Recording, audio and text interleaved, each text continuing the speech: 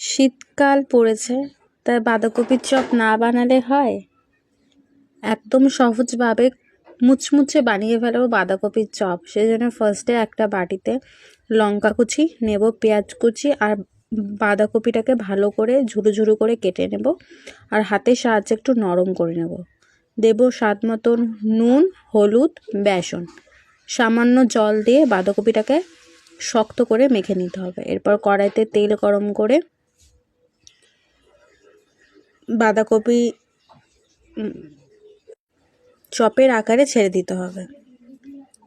এক সাইড ভালোভাবে লাল হয়ে আসলে আরেকটা সাইড উল্টে দিতে হবে। দু সাইড ভালো করে ভেজে নামিয়ে নিলেই তৈরি মুচমুচে বাঁধাকপির চপ। আপনারা চাইলে চালের গুঁড়োও অ্যাড করতে পারেন, সেটা আমরা করিনি।